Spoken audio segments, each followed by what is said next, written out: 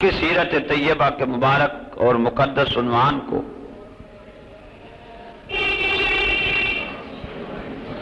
سمجھنے اور سمجھانے کے لیے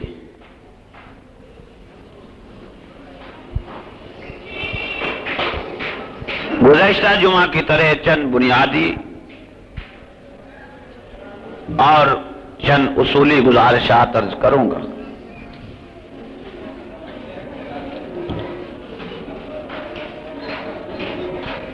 میں نے آپ سے یہ وعدہ بھی گزشتہ جمعہ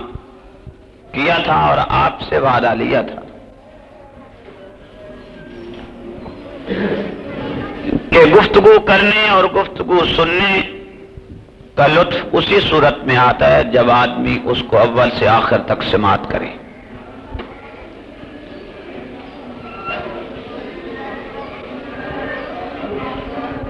اگر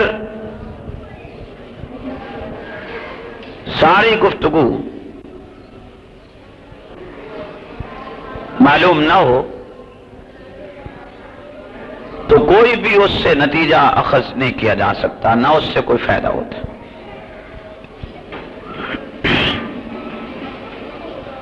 بلکہ ایک لطیفہ جیسے کہ مشہور ہے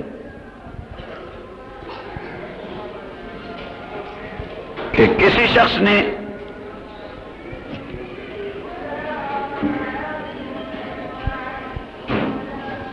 واعظ سنا، تقریر سنی،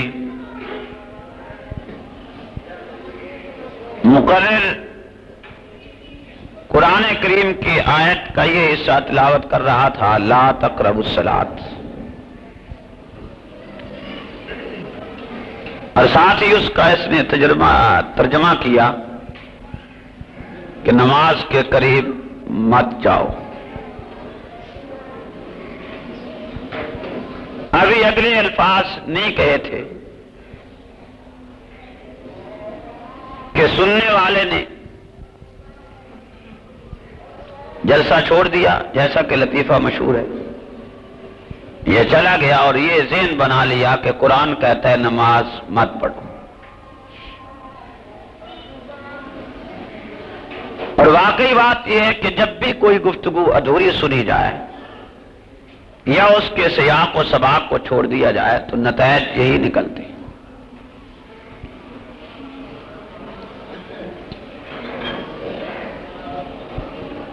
طریقہ کار ہمیشہ یہی ہونا چاہیے کہ کوئی کتاب پڑھی جائے تو اس کی عبارت پوری پڑھنی چاہیے، اس کا ما قبل ما بعد سیاق سباق آگے پیچھے اس کو دیکھنا چاہیے تاکہ صحیح صورتحال سامنے آ سکے۔ اور اسی طرح جب تقریر سنی جائے تو اس کو بھی اول سے آخر تک سماعت کرنے کی کوشش کرنا چاہیے تاکہ عنوان پورا ذہن میں ہو اور اس عنوان پر کی گئی گفتگو سے فائدہ حاصل کیا جا سکے۔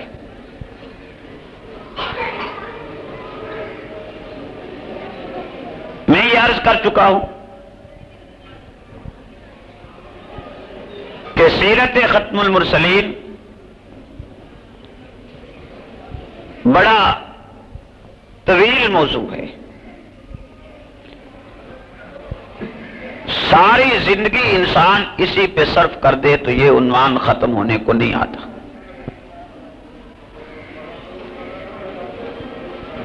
انسان کی زندگی میں جتنے مسائل دینی اور دنیاوی طور پر پیش آ سکتے ہیں، جتنی مشکلات کا اسے سامنا زندگی میں ہو سکتا ہے،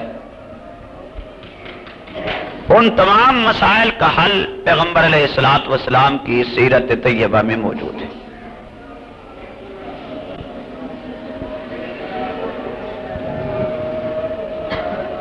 اور یہی سبب بنا آپ کے آخری رسول ہونے کا۔ اگر آپ کی شرح میں کوئی کمی ہوتی، آپ کے لائے ہوئے پروگرام میں کوئی نقص ہوتا تو آپ آخری رسول نہ ہوتے۔ آپ کے آخر میں آنے کی وجہ یہی بنی کہ اللہ رب العالمین نے جو کچھ احکام آنے والی نسلوں کو قیامت تک دینے تھے ان تمام کا نزول کیا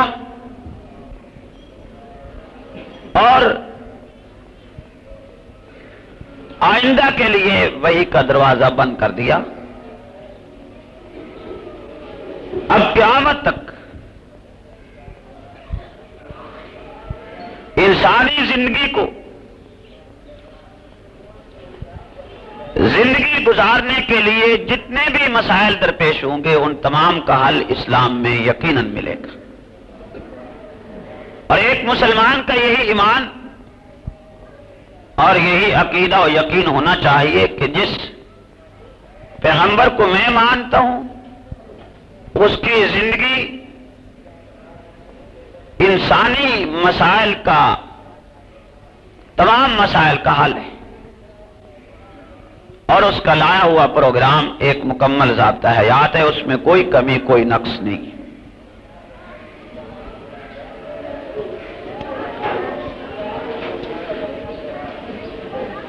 میں یہ عرض کر چکا ہوں اور دوبارہ عرض کر رہا ہوں کہ اگر اس عنوان پر گفتگو کو اول سے آخر تک نہ سنا گیا تو جن نتائج کی میں امید رکھتا ہوں وہ بھی شاید مرتب نہ ہو سکے اور جن نتائج کی آپ امید رکھتے ہیں وہ بھی شاید برآمد نہ ہو سکے. اگر آپ یہ عزم کر لیں کہ سرور دو عالم صلی اللہ علیہ وسلم کی سیرت طیبہ کے عنوان پر کی گئی گفتگو کو عقیدت، احترام، مذہبی جذبات کے ساتھ سننا ہے اور اس کے مطابق اپنی عملی زندگی کو ڈھالنے کی کوشش کرنا ہے تو اس کے لیے ضروری ہے کہ آپ وقت نکال کر مجھے بھی موقع دیں کہ میں اپنے خیالات کا اظہار کر سکوں اور پھر اس کے بعد ہم سب مل کے اپنے ماحول اور معاشرے میں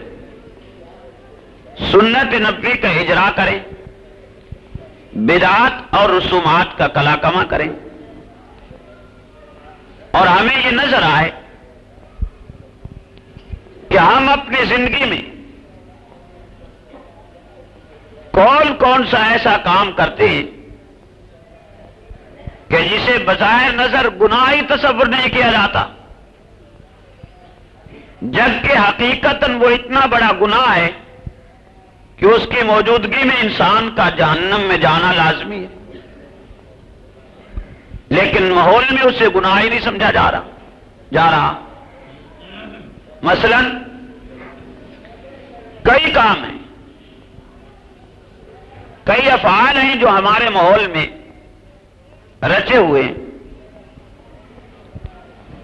کچھ برادری رسومات کی بنیاد پہ رچ گئے، کچھ دینی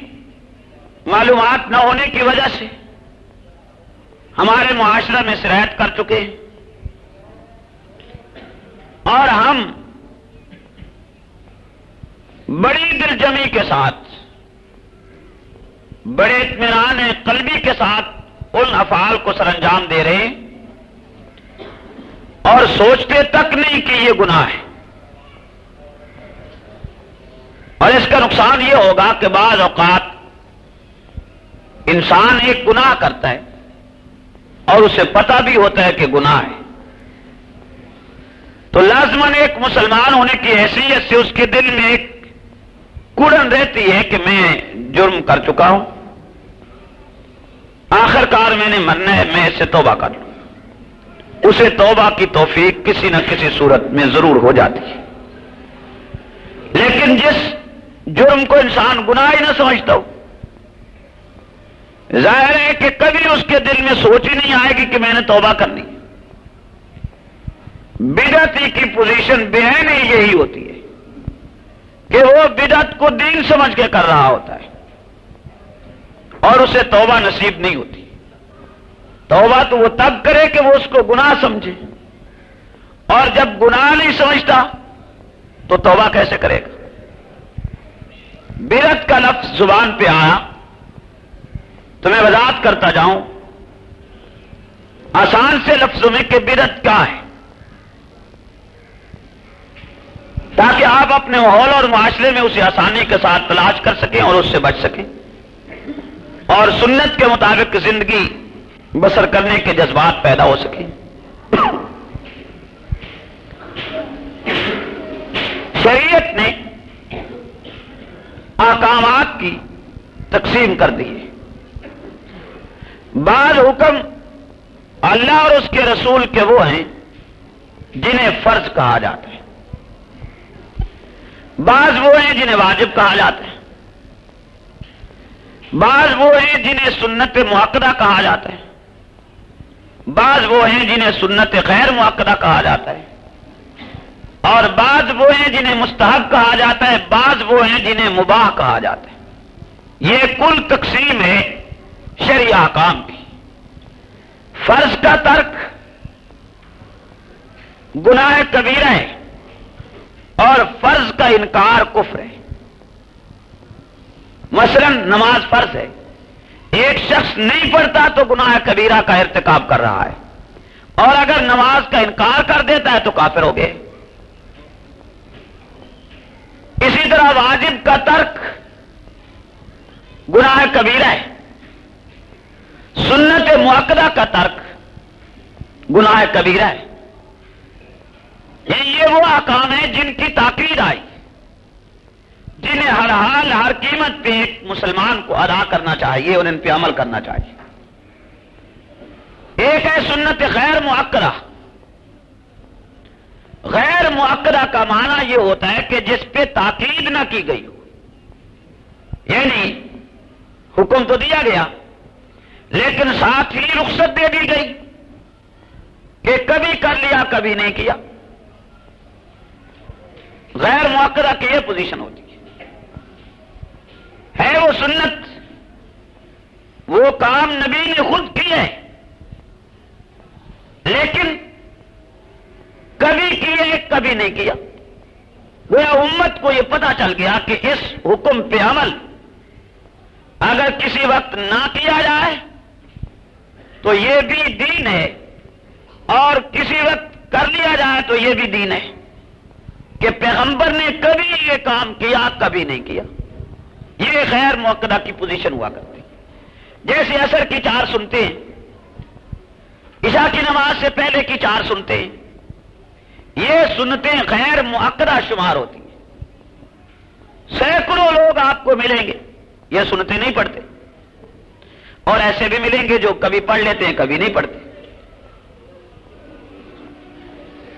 لیکن اگر انہی سنتوں کو جو پیغمبر کی سنتے ہیں اور براہ راست پیغمبر نے یہ پڑھی ہیں عصر سے پہلے بھی اور عشاء سے پہلے بھی، ایک شخص آج یہی عقیدہ رکھ لیتا ہے کہ انہیں ہر حال پڑھنا ہے، انہیں کبھی نہیں چھوڑنا، اور اگر کوئی آدمی یہ سنتے نہیں پڑھتا چھوڑتا ہے تو یہ اس پہ اعتراض شروع کر دیتا ہے، یہ اس پہ اعتراض شروع کر دیتا ہے. سمجھنے اور سمجھانے کے لیے اس نظریے اور عقیدے کے ساتھ پڑھنے والے انسان کو بدعتی کہا جائے گا. گزشتہ جمعہ کی طرح چند بنیادی غور فرمائیے اور چند اصولی گزارشات آسانی کے کروں ساتھ گا. بدعت کی پہچان ہو سکے. اسے بدعتی کیوں کہا جائے گا؟ کہ جب میں پیغمبر آپ سے یہ وعدہ بھی گزشتہ جمعہ شریعت نے ایک کام کیا تھا نہ اور کرنے آپ کی سے بھی وعدہ لیا اجازت دی ہے، تو غیر نبی کو یہ حق کیسے مل گیا کہ گفتگو کرنے اور مجھے گفتگو یا آپ کو سننے یا کسی اور کو پابند کا کرے کہ یہ لطف اسی ضرور کرنا صورت ہے؟ میں آتا ہے جب آدمی اس کا معنی گویا دوسرے لفظوں میں یہ ہوا کہ یہ صرف بدعتی نہیں بلکہ مدعی نبوت بننا چاہتا ہے. اگر یہ گویا خود ہی شرع نافذ کرنے والا ساری بننا چاہتا گفتگو ہے. ہے وہ سنت، ادائیگی سنت معلوم نہ ہو، لیکن نظریہ اس نے یہ رکھ لیے کہ کوئی انہیں ہر بھی اس حال سے ادا نتیجہ کرنا ہے، اخذ نہیں کیا جا اور سکتا، نہ جسے اس سے ان کو کوئی فائدہ پڑھتے ہو۔ ہوئے نہیں دیکھتا اس پہ فتوے شروع کر دیتا ہے۔ تو اس انسان کو بلکہ کہا جائے گا کہ جیسے تو کہ نے مشہور ہے ایک ایسے شرعی حکم کو کہ جس کو شریعت غیر مؤکدہ کہتی تھی، کہ کسی شخص نے جس پہ شریعت نے تاکید نہیں کی، تو ایک ایسے حکم کی تاکید کر رہا ہے، لہذا اب یہ وہ دین نہیں رہا جو دین محمد مصطفیٰ صلی اللہ علیہ وسلم لائے تھے، یہ دین تیرے گھر کا بناوٹی ہے اور اسی کو بدعت کہا جاتا ہے۔ قرآن کریم اسی کی طرح آیت کا یہ حصہ تلاوت کر شریعہ رہا تھا، احکام میں لا سے تقربوا الصلاۃ۔ مستحبات بھی ہیں۔ مستحب کا مطلب یہ ہوتا ہے آدمی اور کر ساتھ لے ہی ثواب اس کا ہوگا، اس نے ترجمہ کیا نہیں کرے گا کہ نماز کوئی کے گناہ نہیں قریب ہوگا۔ مت جاؤ۔ اب اگر ایک انسان کسی مستحب کو ضروری سمجھ لے، ابھی کسی اگلے ہر الفاظ قیمت کرنا نہیں ہے اور کہے کبھی نہیں چھوڑنا، تو یہ بھی بدعت بن جائے گا۔ کہ اگر سننے یہ عقیدہ والے نہ نے رکھے اور مستحب پہ عمل کر لے، کوئی حرج نہیں، جلسہ چھوڑ اس دیا، نے جیسا شرع کہ نہیں بدلی، لطیفہ مشہور ہے، اس کا اپنے ایک عمل ہے کر رہا ہے۔ یہ چلا گیا اور یہ ذہن بدعت بنا لیا اس کہ وقت قرآن بن جائے کہتا ہے گی نماز مت جب وہ یہ ان مستحبات کو ضروری سمجھ لے گا، جبکہ شریعت انہیں ضروری نہیں کہتی۔ اور واقعی بات یہ ہے کہ اسی جب طرح بھی کوئی مباح ہے۔ گفتگو ادھوری سنی جائے مباح کا معنی یہ ہوتا ہے یا اس کے کہ جس سیاق کے و لیے سباق کو شرعی چھوڑ ممانعت دیا نہ جائے آئی۔ تو نتائج یہی نکلتے ہیں۔ ایک چیز آپ کے سامنے آئی، نہ اس کے کرنے کا شریعت میں حکم ہے اور نہ ہی اس کے نہ کرنے کا حکم۔ کار ہمیشہ یہی ہونا چاہیے آپ نے دیگر شرعی قواعد و کہ ضوابط کوئی کی روح کتاب سے یہ پڑھی جائے پہچان تو لیا اس کی عبارت کہ پوری پڑھنی یہ چاہیے، ایسا کام ہے اگر کر لیا اس جائے کا ما قبل ما تو کوئی بعد حرج نہیں ہوگا، سباق آگے نہ پیچھے کیا جائے اس تب کو بھی دیکھنا کوئی نہیں، چاہیے، کیونکہ اس مسئلے میں کوئی حکم نہیں ہے، اسے مباح تاکہ ہے۔ صحیح صورتحال اگر سامنے آ کوئی سکے۔ انسان ایک مباح فعل کو اور اسی طرح جب جائز تقریر بات سنی جائے ضروری تصور کر لے تو اس کو بھی کہ اس اول سے سے آخر کمی نہ تک ہٹے، سماعت کرنے تو کی وہ بھی کوشش بدعت کرنا بن چاہیے،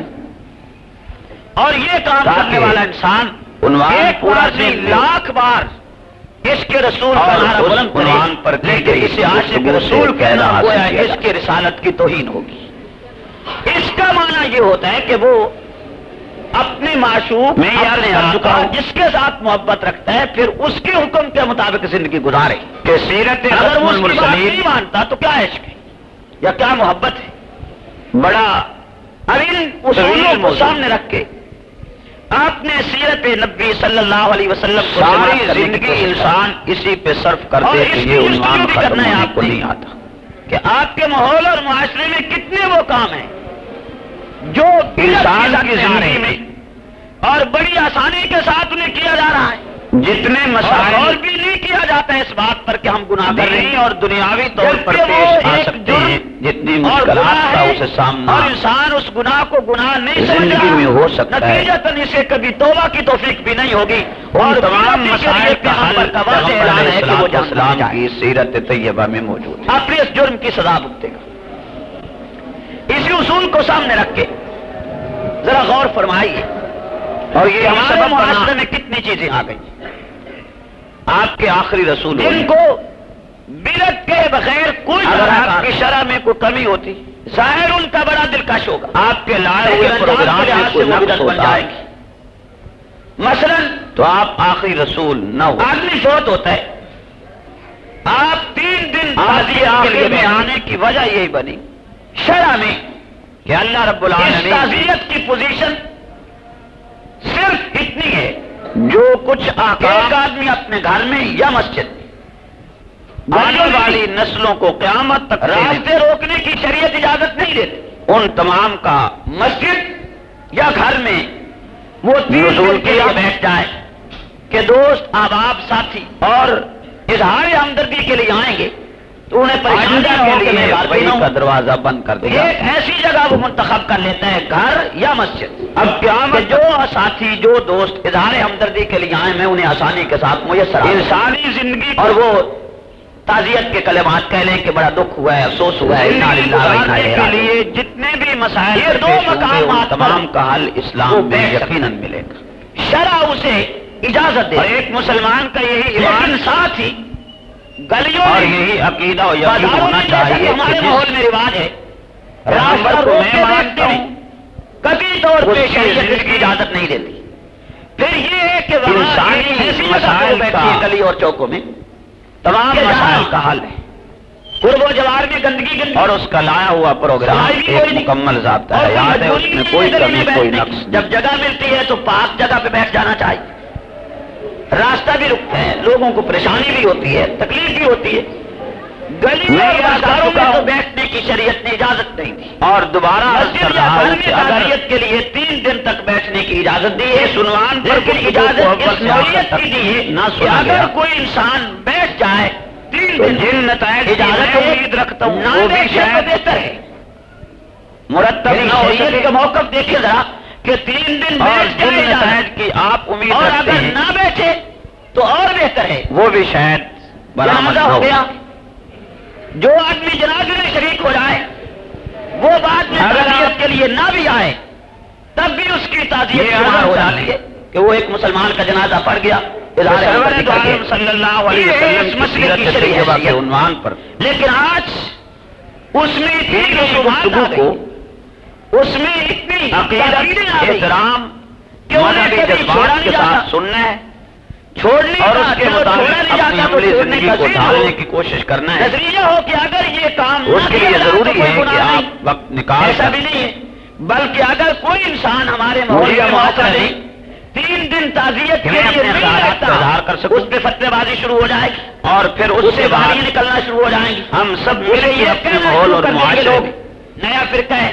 نیا سنت دین ہے، نبوی کا کوئی اجرا یہ کرے، کہنے لگ جائے گا مر گیا مردود نہ بدعات باقیہ نہ اور درود، رسومات تو کا یہ کلا فتوی کما شروع کر کرے۔ دیتا ہے، یعنی اس کو یہ شرم نہیں آتی اور ہمیں یہ کہ نظر اگر آئے تو اپنے ماں باپ کا دین منوا رہا ہے یا کہ ہم پیغمبر اپنی کا لایا ہوا زندگی دین منوانا چاہتا ہے۔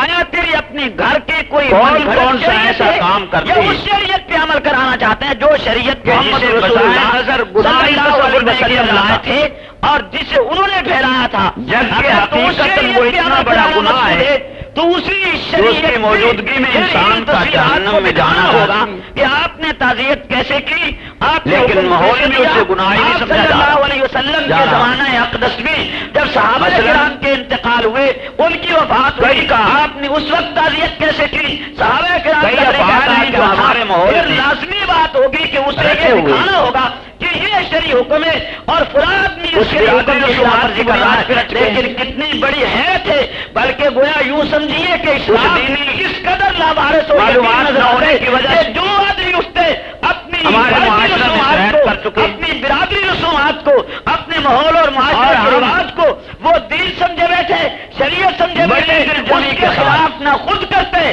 نہ کسی اور کو بڑے کرنے کی اطمینان اجازت قلبی دیتے، کے ساتھ اور اگر کوئی ان جرأت افعال کر کے کو خلاف سرانجام ورزی دے رہے کرتے تو اس پہ فتووں کی بچھاڑ ہو جاتی ہے اور اس سوچتے کے پیچھے تک نہیں ڈھولا کہ لگ یہ جاتا گناہ ہے، ہے۔ اس کے پیچھے تالیاں بجتی ہیں، اس کو تانے دیا جاتی ہیں، اور اس کا نقصان یہ ہوگا کہ بعض اور یہ اوقات نہیں سوچتا یہ انسان کہ انسان یہ ایک خود گناہ ہے کہ کرتا جس ہے نے شریعت بدلی اور اسے مجرم پتہ اس کو بھی ہوتا ہے بتا کہ رہا گناہ ہے۔ جس کا مطالبہ شرع پہ عمل کرنے کا تھا۔ تو لازماً ایک مسلمان ہونے کی حیثیت سے اس کے دل میں ایک سیرت رہتی ہے کہ میں جرم کر چکا ہوں، آپ صلی اللہ آخر کار علیہ میں نے وسلم مننا ہے میں اس سے توبہ کر لوں، تو آپ کو اپنے اسے ماحول توبہ کی بہت ساری توفیق خرابی کسی نہ نظر آئے کسی گی صورت کہ ہم میں کیا ضرور کریں۔ ہو جاتی ہے، ہم کس ڈگر پہ لیکن جس جرم کو انسان اور گناہ ہم نہ نے کیا سمجھتا ہو، کرنا تھا اور کس سٹیج پہ آئے ہوئے ظاہر ہے کہ کبھی اس کے دل میں سوچ ہی نہیں آئے گی کہ میں نے توبہ کر عقل سے کام ہی نہیں لینا، بدعت کی پوزیشن پہ ہے نہیں یہی ہوتی اتنا خیر معقول کہ وہ بدعت کو دین سمجھ کے کر رہا ہوتا ہے گلی میں آپ بیٹھے، اور اسے توبہ نصیب نہیں ہوتی۔ تیسرا دن ہے، توبہ تو وہ تب کرے کہ وہ اس کو گناہ دوست سمجھے، احباب سب جمع ہیں، اور جب گناہ نہیں مساجد سمجھتا میں اعلانات ہوتے ہیں تو رسم توبہ کو کیسے خالق۔ کرے؟ حالانکہ شرع بدعت کے کا کسی لفظ حکم زبان کو پہ رسم آیا، کہنا ہی جرم ہے، تو میں وضاحت کرتا جاؤں پیغمبر کے لائے ہوئے دین کو رسم آسان کہنا سے بھی لفظوں میں کہ بدعت کیا جرم ہے، ہے، لیکن اعلان یہ ہو رہا ہے کہ رسم کل خانی تاکہ آپ اپنے ماحول اور معاشرے میں اسے آسانی کے ساتھ تلاش کر سکیں اور اس سے بچ بھی سکیں، آئے ہر قسم کا اور سنت کے مطابق زندگی سالن بھی آئے بسر کرنے کے فروٹ بھی جذبات آئے، پیدا ہو سکے، ساتھ ہی ساتھ جوتا بھی آ جائے، کپڑے بھی آ جائیں، قدر بھی آ جائے، شریعت نے 5-10 روپے کا نوٹ بھی آ جائے، یہ تمام احکامات چیزیں کی مختلف برتنوں میں تقسیم ڈال کر کے دی ہے۔ گھر سے اٹھا کے گلی میں لا کے بعض رکھی جاتی حکم ہیں، سارے لوگ جا اللہ رہے اور ہیں، اس کے رسول ایک کے یا وہ دو ہیں یا 3 آدمی جنہیں نمبر فرض وار کہا بیٹھ جاتا کے قرآن کی مختلف آیات چن چن کے بعض وہ ہیں جنہیں واجب کہا جاتا ہے، ایک نے پڑھ دی، اس سے آگے پھر دوسرا شروع ہو جاتا ہے، بعض وہ اس سے ہیں آگے جنہیں تیسرا سنت شروع ہو جاتا ہے، مؤکدہ کہا جاتا ہے، پڑھنے کے بعد ان کھانوں کو بعض وہ ہیں جنہیں سنت غیر مؤکدہ کہا اور جاتا ہے، اس کے بعد کچھ ان پڑھنے والوں کو اور بعض وہ ہیں جنہیں مستحب کہا جاتا ہے، بعض وہ ہیں جنہیں مباح کہا جاتا ہے۔ انہوں نے میت کے یہ گھر کل میں تقسیم ہے خوشی اور مسرت کے شرعی ساتھ احکام۔ کھانا کھایا، ایک ایک دو فرض کا 20 روپے وہ نیند کے دیتے ہوئے واپس چلے گئے، گناہ سوال کبیرہ یہ ہے۔ پیدا ہوتا ہے کہ یہ پوری اور کیفیت فرض اور کا یہ تمام انکار کا تمام نقشہ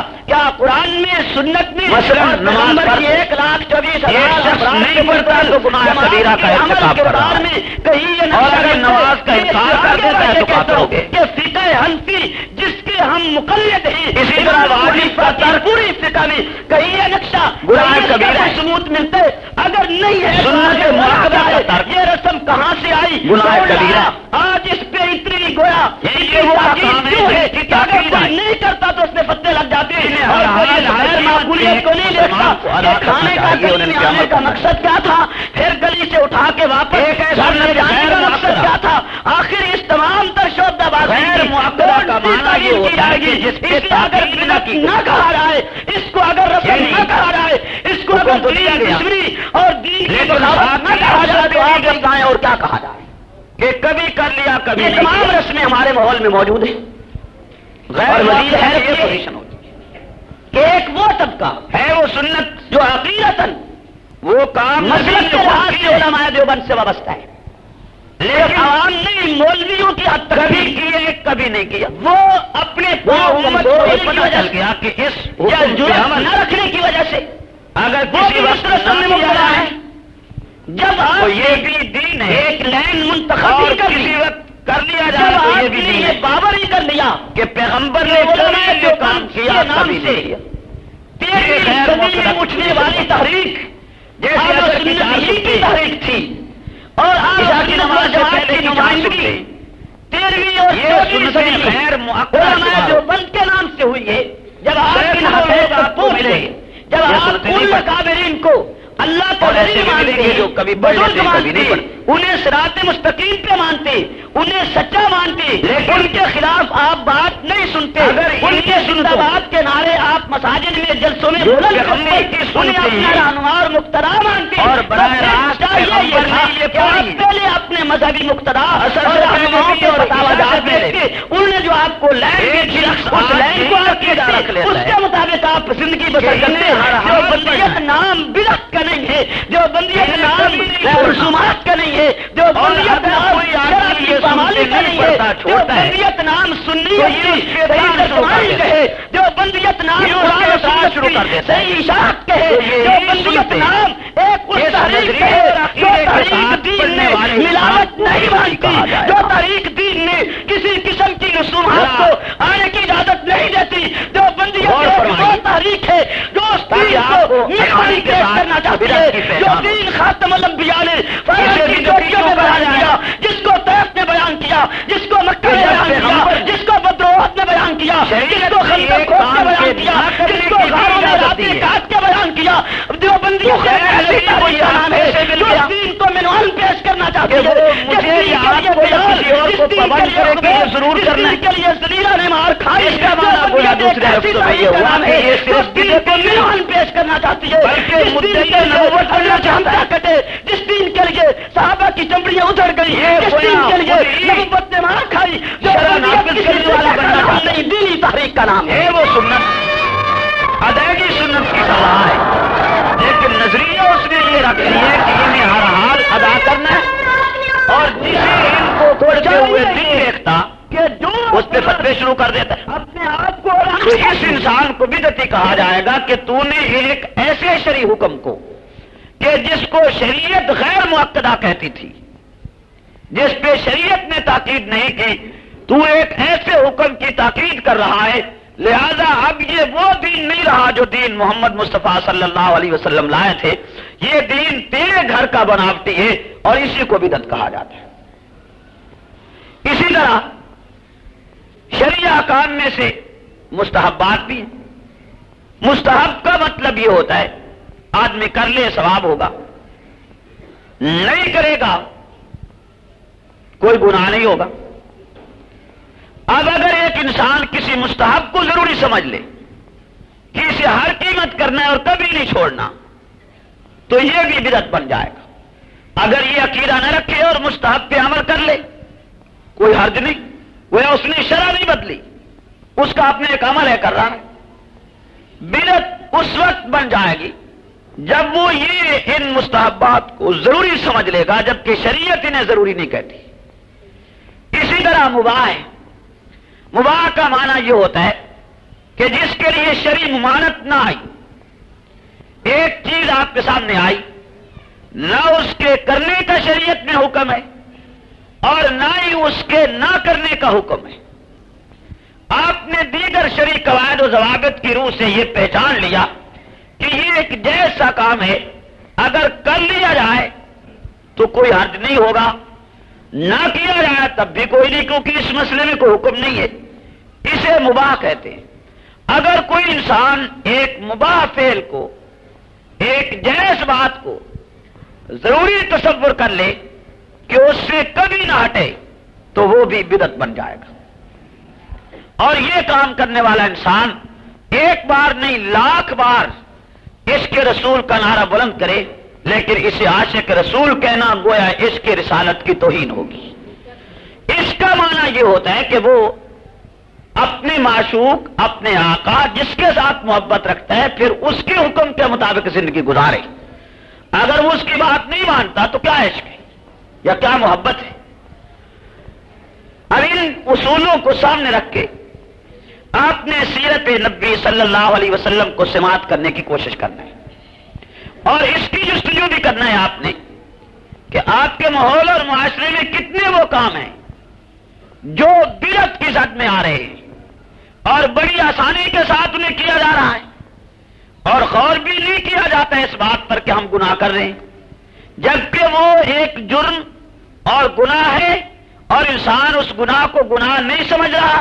نتیجتاً اسے کبھی توبہ کی توفیق بھی نہیں ہوگی، اور بدعتی کے لیے پیغمبر کا واضح اعلان ہے کہ وہ جہنم میں جائے گا، اپنے اس جرم کی سزا بھگتے گا۔ اسی اصول کو سامنے رکھ کے ذرا غور فرمائیے کہ ہمارے معاشرے میں کتنی چیزیں آ گئی جن کو بدعت کے بغیر کوئی چارہ کار نہیں ہے۔ ظاہر ان کا بڑا دلکش ہوگا، لیکن انجام کے لحاظ سے وہ بدعت بن جائے گی۔ مثلا آدمی فوت ہوتا ہے، آپ 3 دن تعزیت کے لیے بیٹھتے ہیں۔ شرع میں اس تعزیت کی پوزیشن صرف اتنی ہے کہ ایک آدمی اپنے گھر میں یا مسجد میں، گلیوں میں نہیں، راستے روکنے کی شریعت اجازت نہیں دیتی، مسجد یا گھر میں وہ 3 دن کے لیے بیٹھ جائے کہ دوست احباب ساتھی اظہار ہمدردی کے لیے آئیں گے تو انہیں پریشانی نہ ہو کہ میں گھر بھی نہ ہوں، تو ایک ایسی جگہ وہ منتخب کر لیتا ہے، گھر یا مسجد، کہ جو ساتھی جو دوست اظہار ہمدردی کے لیے آئیں میں انہیں آسانی کے ساتھ میسر آ سکوں، اور وہ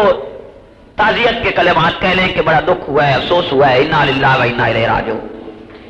یہ 2 مقامات پر وہ بیٹھ سکتا ہے، شرع اسے اجازت دیتی ہے، لیکن ساتھ ہی گلیوں میں، بازاروں میں، جیسا کہ ہمارے ماحول میں رواج ہے، راستہ روک کے بیٹھتے میں کبھی طور پہ شریعت اس کی اجازت نہیں دیتی۔ پھر یہ ہے کہ وہاں ایک ایسی جگہ پہ وہ بیٹھی ہے گلی اور چوکوں میں کہ جہاں قرب و جوار میں گندگی، صفائی بھی کوئی نہیں، اور کوئی مجبوری نہیں ہے گلی میں بیٹھنے کی، جب جگہ ملتی ہے تو پاک جگہ پہ بیٹھ جانا چاہیے، راستہ بھی رکتا ہے، لوگوں کو پریشانی بھی ہوتی ہے، تکلیف بھی ہوتی ہے۔ گلی اور بازاروں میں تو بیٹھنے کی شریعت نے اجازت نہیں دی، مسجد یا گھر میں تعزیت کے لیے 3 دن تک بیٹھنے کی اجازت دی ہے، لیکن اجازت اس نوعیت کی دی ہے کہ اگر کوئی انسان بیٹھ جائے 3 دن اجازت ہے، نہ بیٹھے تو بہتر ہے۔ یعنی شریعت کا موقف دیکھیں ذرا کہ 3 دن بیٹھ جائے اجازت ہے، اور اگر نہ بیٹھے تو اور بہتر ہے۔ جنازہ ہو گیا، جو آدمی جنازے میں شریک ہو جائے وہ بعد میں تعزیت کے لیے نہ بھی آئے تب بھی اس کی تعزیت شمار ہو جاتی ہے کہ وہ ایک مسلمان کا جنازہ پڑ گیا، اظہار ہمدردی کر کے. یہ ہے اس مسئلے کی شرعی حیثیت. لیکن آج اس میں اتنی رسومات آ گئی ہیں، اس میں اتنی تاکیدیں آ گئی ہیں کہ انہیں کبھی چھوڑا نہیں جاتا. چھوڑنے کا، چلو چھوڑا نہیں جاتا تو چھوڑنے کا ذہن ہو، نظریہ ہو کہ اگر یہ کام نہ کیا جائے تو کوئی گناہ نہیں. ایسا بھی نہیں ہے، بلکہ اگر کوئی انسان ہمارے ماحول یا معاشرے میں 3 دن تعزیت کے لیے نہیں بیٹھتا، اس پہ فتوی بازی شروع ہو جائے گی، اسے گالیاں نکلنا شروع ہو جائیں گی، اسے یہ کہنا شروع کر دیں گے لوگ نیا فرقہ ہے، نیا دین ہے. کوئی یہ کہنے لگ جائے گا مر گیا مردود، نہ فاتحہ نہ درود. کوئی یہ فتوے شروع کر دیتا ہے. یعنی اس کو یہ شرم نہیں آتی کہ آیا تو اپنے ماں باپ کا دین منوا رہا ہے یا پیغمبر کا لایا ہوا دین منوانا چاہتا ہے؟ آیا تیری اپنے گھر کے کوئی من گھڑت شریعت ہے یا اس شریعت پہ عمل کرانا چاہتے ہیں جو شریعت محمد رسول اللہ صلی اللہ علیہ وسلم لائے تھے اور جسے انہوں نے پھیلایا تھا؟ اگر تو اس شریعت پہ عمل کرانا مقصود ہے تو اسی شریعت میں پھر ان تفصیلات کو دکھانا ہوگا کہ آپ نے تعزیت کیسے کی، آپ نے حکم کیسے دیا. آپ صلی اللہ علیہ وسلم کے زمانہ اقدس میں جب صحابہ کرام کے انتقال ہوئے، ان کی وفات ہوئی، آپ نے اس وقت تعزیت کیسے کی، صحابہ کرام کا طریقہ کار کیا تھا؟ پھر لازمی بات ہوگی کہ اسے یہ دکھانا ہوگا کہ یہ شرعی حکم ہے اور فلاں آدمی اس شرعی حکم کی خلاف ورزی کر رہا ہے. لیکن کتنی بڑی حیرت ہے، بلکہ گویا یوں سمجھیے کہ اسلام کس قدر لاوارث اور یتیم نظر آتے کہ جو آدمی اٹھتے اپنی گھر کی رسومات کو، اپنی برادری رسومات کو، اپنے ماحول اور معاشرے کے رواج کو وہ دین سمجھے بیٹھے، شریعت سمجھے بیٹھے، اس کے خلاف نہ خود کرتے نہ کسی اور کو کرنے کی اجازت دیتے. اور اگر کوئی جرأت کر کے خلاف ورزی کر لے تو اس پہ فتووں کی بچھاڑ ہو جاتی ہے، اس کے پیچھے ڈڈورا لگ جاتے، اس کے پیچھے تالیاں بجتی ہیں، اس کو تانے دیا جاتی، اس پہ لعنت بھیجی جاتی ہے. اور یہ نہیں سوچتا یہ انسان کہ لعنتی یہ خود ہے کہ جس نے شریعت بدلی، اور مجرم اس کو گردان رہا ہے کہ جس کا مطالبہ شرع پہ عمل کرنے کا تھا. اگر آپ سیرت نبوی کا مطالعہ کریں گے، آپ صلی اللہ علیہ وسلم کی زندگی کو پڑھیں گے تو آپ کو اپنے ماحول کی بہت ساری خرابیاں نظر آئیں گی کہ ہم کیا کر رہے ہیں، ہم کس ڈگر پہ چل رہے ہیں اور ہم نے کیا کرنا تھا اور کس سٹیج پہ آئے ہوئے. اور پھر بڑا ظلم یہ کہ عقل سے کام ہی نہیں لینا. کتنی بودی رسم ہے، کتنا غیر معقول فعل ہے کہ گلی میں آپ بیٹھے، تیسرا دن ہے، برادری غیر برادری دوست احباب سب جمع ہیں، مساجد میں اعلانات ہوتے ہیں رسم کل خوانی، حالانکہ شرع کے کسی حکم کو رسم کہنا ہی جرم ہے. پیغمبر کے لائے ہوئے دین کو رسم کہنا بھی جرم ہے. لیکن اعلان یہ ہو رہا ہے کہ رسم کل خوانی ہوگی، لوگ اس میں آ کے جمع ہو جاتے ہیں، آئے دہی بھی آئے، ہر قسم کا گویا اس میں سالن بھی آئے، فروٹ بھی آئے، ساتھ ہی ساتھ جوتا بھی آ جائے، کپڑے بھی آ جائیں، پگڑی بھی آ جائے، ساتھ 5-10 روپے کا نوٹ بھی آ جائے. یہ تمام چیزیں مختلف برتنوں میں ڈال کے گھر سے اٹھا کے گلی میں لا کے رکھ دی جاتی ہیں. سارے لوگ جمع رہتے ہیں، 1 یا 2 یا 3 آدمی نمبر وار بیٹھ کے قرآن کی مختلف آیات چن چن کے پڑھتے ہیں. ایک حد تک ایک نے پڑھ دی، اس سے آگے پھر دوسرا شروع ہو جاتا ہے، اس سے آگے تیسرا شروع ہو جاتا ہے. پڑھنے کے بعد ان کھانوں کو ایک دفعہ دوبارہ گھر اٹھا لیا جاتا ہے اور اس کے بعد کچھ ان پڑھنے والوں کو دے دیا، کچھ کسی اور طرف چلا گیا. اور جو برادری کے لوگ آئے ہوئے تھے انہوں نے میت کے گھر سے بڑی خوشی اور مسرت کے ساتھ کھانا کھایا. 1-1, 2-2, 3-3 روپے وہ نیند کے دیتے ہوئے واپس چلے گئے. سوال یہ پیدا ہوتا ہے کہ یہ پوری کیفیت اور یہ تمام کا تمام نقشہ کیا قرآن میں، سنت میں اور پیغمبر کی 1,24,000 افراد پہ مشتمل جماعت کے عمل کردار میں کہیں یہ نقشہ ملتا ہے؟ میں اس سے آگے بڑھ کے کہتا ہوں کہ فقہ حنفی جس کے ہم مقلد ہیں امام ابو حنیفہ کی پوری فقہ میں، کہیں یہ نقشہ، کہیں اس کا کوئی ثبوت ملتا ہے؟ اگر نہیں ہے تو آخر وجہ کیا ہے؟ یہ رسم کہاں سے آئی؟ کون لایا؟ آج اس پہ اتنی گویا اتنی تاکید کیوں ہے کہ اگر کوئی نہیں کرتا تو اس میں فتوے لگ جاتے، اور کوئی اس غیر معقولیت کو نہیں دیکھتا کہ کھانے کا گلی میں آنے کا مقصد کیا تھا، پھر گلی سے اٹھا کے واپس گھر لے جانے کا مقصد کیا تھا؟ آخر اس تمام تر شعبہ بازی کی کون سی تعویل کی جائے گی؟ اس لیے اگر بدعت نہ کہا جائے، اس کو اگر رسم نہ کہا جائے، اس کو اگر دین دشمنی اور دین کی بغاوت نہ کہا جائے تو آپ بتلائیں اور کیا کہا جائے؟ یہ تمام رسمیں ہمارے ماحول میں موجود ہیں، اور مزید حیرت یہ ہے کہ ایک وہ طبقہ جو عقیدتاً مسلک کے لحاظ سے علماء دیوبند سے وابستہ ہے، صرف عوام نہیں مولویوں کی حد تک بھی وہ اپنے پاؤں کمزور ہونے کی وجہ سے یا جرأت نہ رکھنے کی وجہ سے وہ بھی اس رسم میں مبتلا ہیں۔ جب آپ نے ایک لائن منتخب ہی کر لی، جب آپ نے یہ باور ہی کر لیا کہ علماء دیوبند کے نام سے 13ویں صدی میں اٹھنے والی تحریک اہل سنت ہی کی تحریک تھی،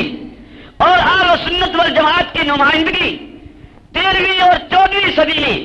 علماء دیوبند کے نام سے ہوئی ہے۔ جب آپ ان حقائق تک پہنچ گئے، جب آپ ان اکابرین کو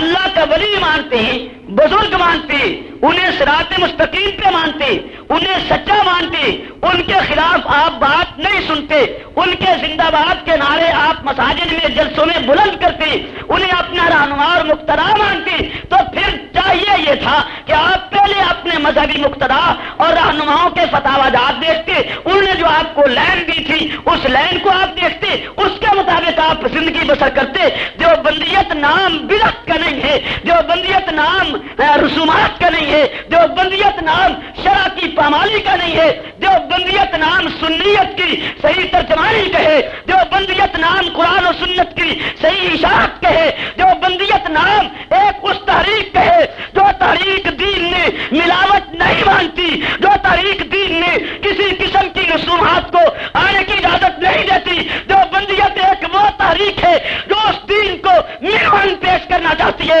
جو دین خاتم الانبیاء نے فرعون کی چوٹیوں پہ بیان کیا، جس کو طیف نے بیان کیا، جس کو مکہ میں بیان کیا، جس کو بدروحت میں بیان کیا، جس کو خندق کھود کے بیان کیا، جس کو غاروں میں راتیں کاٹ کے بیان کیا۔ دیوبندیت ایک ایسی تحریک کا نام ہے جو اس دین کو منوان پیش کرنا چاہتی ہے، جس دین کے لیے بلال، جس دین کے لیے خبیب، جس دین کے لیے زلیلہ نے مار کھائی۔ دیوبندیت ایک ایسی تحریک کا نام ہے جو اس دین کو منوان پیش کرنا چاہتی ہے، جس دین کے لیے حضرت حمزہ کٹے، جس دین کے لیے صحابہ کی چمڑیاں ادھڑ گئی، جس دین کے لیے نبوت نے مار کھائی۔ دیوبندیت کسی فرقہ کا نام نہیں، دینی تحریک کا نام ہے۔